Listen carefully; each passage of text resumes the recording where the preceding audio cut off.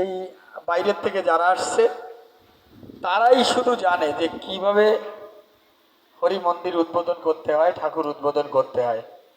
কারণ কোনোভাবেই আমার সম্ভব না, আমার দ্বারা এই আজকের এই হরি মন্দিরের উদ্বোধন করা সম্ভব না।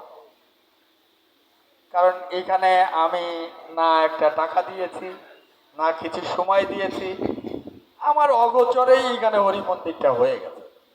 এখন আমায় আমন্ত্রণ নিমন্ত্রণ করা হয়েছে, আমি চেষ্টা করেছি। ওই যে গৌতম গোসাই, উনি অনেক কষ্ট করে বাংলাদেশের আমার আনুমানিক ৫০ দলপতি আছে, শুধু ৫০ শুধু দলপতি আছে আমার। তো সকলকে এক করা তো সম্ভব নয়। গৌতম গোসাই পাগল হয়ে গেছে যে পাগল এবং পাগলামি কাকে বলে।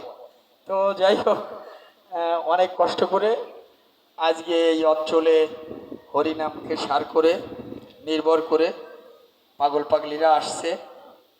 তো আমি সকল পাগল পাগলিদের হয়ে আমি এই বাড়ির, এই বংশের, এই অঞ্চলের যে এবং যারা আছে তাদের উপর আমি রেখে গেলাম সকল পাগল পাগলিদের পক্ষ থেকে যে তাদের চোখের জলে, তাদের ভক্তির ফুলে আজ মূর্তিময় ঠাকুর জীবন্ত হবে। আর সামনে যারা জীবন্ত রক্ত মাংসে ঠাকুর, এদের প্রতি সঠিকভাবে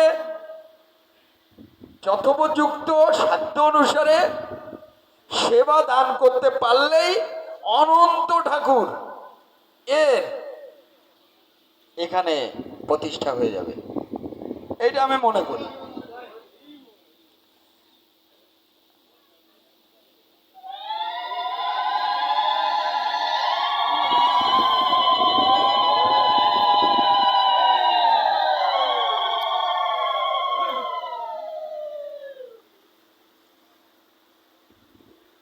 হরি নামে, হরি নামে ঠাকুর অনেক প্রকার।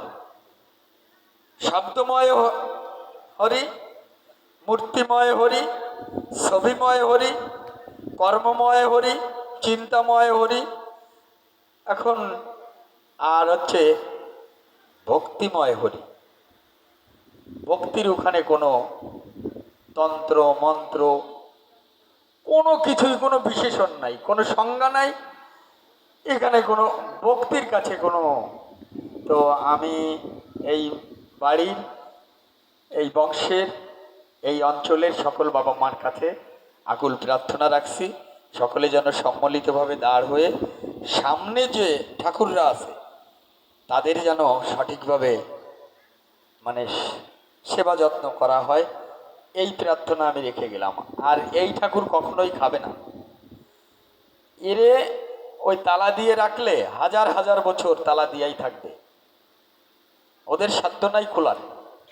ওই ভিতরে যে ঠাকুর আজ উদ্বোধন হয়ে যাবে, এই বাইরের ঠাকুররা না খুললে ওরা কখনোই খুলবে না। ওদের খেতে না দিলেও কিছু বলবে না, ওদের শীতে কাপড় না দিলেও কিছু বলবে না। তুমি হচ্ছে মূল ঠাকুর এবং তোমরা মূল ঠাকুর। এই ঠাকুরটা যদি কষ্ট পায় ওই ঠাকুর কি করবে তা তো আমি জানি না। তবে আর আমি কিছু প্রার্থনা রেখে যাই।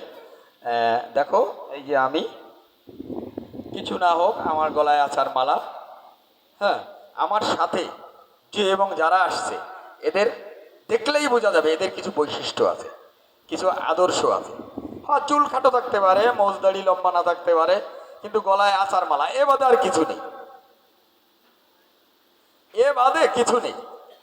আর সকলেই খালি গায়ে, সকলেই খালি পায়, ওই গামছা যে যেভাবে পারিছে পরিছে, কারো হয়তো খাতা পেঁচানো আছে, হরি শব্দ উচ্চারণ করিছে।